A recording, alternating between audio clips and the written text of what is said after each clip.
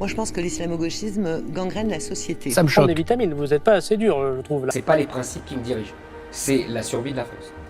Dire que voteriez Le Pen. Oui.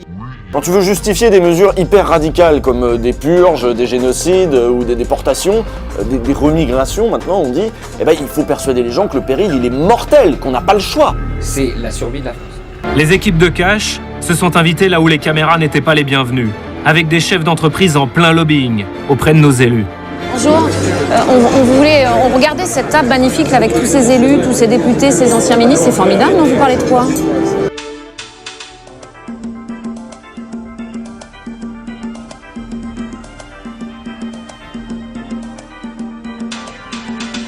Y'a bon la sécu patron, y'a bon la sécu la pilon, y'a bon la sécu patron, y'a bon la sécu encore, y'a bon les salons patron, y'a bon les salons, quand les possessions assez couillons, y'a bon le chauffer la pilon. Optimisation fiscale, évasion fiscale, chacun joue sur les mots pour justifier la grande fuite de nos richesses. Je pense à ce que vous avez dit sur Charlie Hebdo et qui a entraîné, avec d'autres, la mort des 12 de Charlie. Ce que j'ai dit a entraîné la mort de quelqu'un? Oui. Mais parce qu'ils ont envie de gagner de l'argent sur le communautarisme. Ça me choque. C'est-à-dire que s'il existe des grands rayons de halal dans notre pays, c'est parce qu'il y a énormément d'immigration musulmane. Parce qu'on voulait vous parler d'évasion fiscale. Vous dégagez, n'est pas notre problème. Pas de problème. Vous évacuez. La France est en faillite, dit-on. Nous sommes partis à la recherche des milliards qui nous manquent. Vous avez déjà remarqué, souvent quand on n'est pas d'accord avec quelqu'un, il nous dit que c'est parce qu'on ne l'a pas compris. C'est parfois vrai, mais parfois ce n'est pas le cas. On n'est pas d'accord parce qu'on n'est pas d'accord. J'ai usé de ma liberté d'expression. Armer le bras des tueurs. J'ai usé de ma liberté. Il est inadmissible que dans notre pays, aujourd'hui, on laisse tranquillement Marine Le Pen tapis rouge sur tous les plateaux, sans jamais lui porter la contradiction, comme si elle était dans l'espace républicain, pendant qu'une majeure partie de la gauche serait en dehors des clous républicains. Je pense que ce qu'on a vu avec la déclaration de Mme Clémentine-Autain, le Rassemblement national, à mon sens, actuellement, est beaucoup moins dangereux que la France insoumise. Digues ont sauté, on l'a dit ici. L'année dernière, on trouvait les journalistes dominants complaisants avec Marine Le Pen, souvenez-vous. Donc pendant toute la première partie, on a eu quelqu'un d'assez consensuel et qui était dans le constat, et finalement son constat, on pouvait le partager. Moi, je veux soumettre l'islam aux lois de la République. Dans votre vie, qui est le plus important, Jésus ou Chirac? La réponse c'est Jésus. Ça fait 5 générations qu'ils sont français. Et c'est la raison pour laquelle je suis pour un changement du droit de la nationalité. Mais Il ou elle courra. Très vite.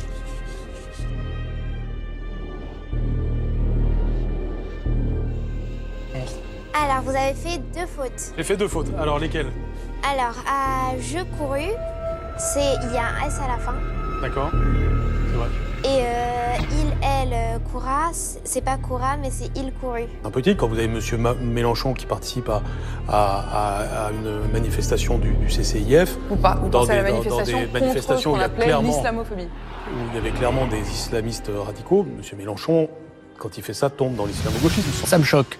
Et d'être incapable de s'adresser à nos concitoyens musulmans et de les traiter en adultes en leur disant il y a un certain nombre de comportements que nous ne souhaitons plus voir. Racontent les mêmes histoires des discriminations liées à leur origine ou leur religion dans la rue ou à l'école. C'est dur d'avoir 20 ans en 2020. Oui.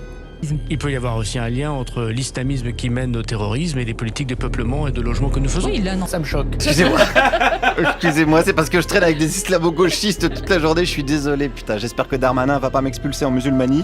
Pouvoir déchoir de sa nationalité française.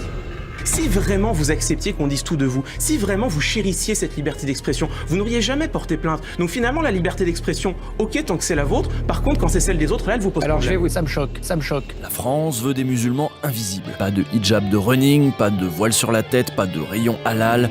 Année après année, on pourrait égrener les polémiques, elles se ressemblent toutes. Le bon musulman, c'est celui qui abandonne sa foi ou qui a au moins la décence de se cacher. L'hostilité de la classe dirigeante à l'égard des musulmans ne date pas de ces dernières semaines, ni même de 2015 ou du 11 septembre. Elle est ancienne et plonge ses racines dans l'histoire coloniale française et dans l'histoire de la construction politique de ce pays. Cette hostilité, on a fini par lui donner un nom, l'islamophobie. Mais est-il encore permis de prononcer ce mot ? Aujourd'hui, on doit parler de laïcité, de séparatisme, de communautarisme, bref, on ne peut plus parler que comme l'extrême droite. Ça veut rien dire tout ça, c'est du racisme.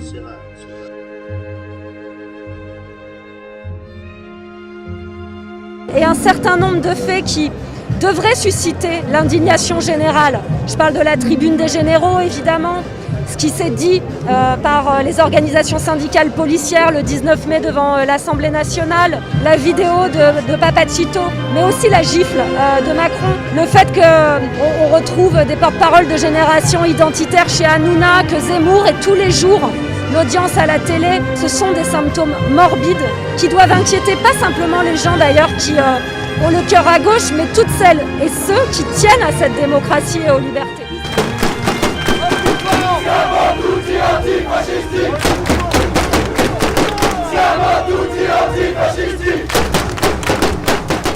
C'est très important dans le climat actuel de tracer des lignes rouges claires face à l'extrême droite et face à ses idées. Il y a aussi des appels au meurtre sur des personnalités de gauche, des militants de gauche. On a en plus de ça une stigmatisation des musulmans qui est particulièrement forte, des agressions aussi de musulmans parce qu'ils sont musulmans.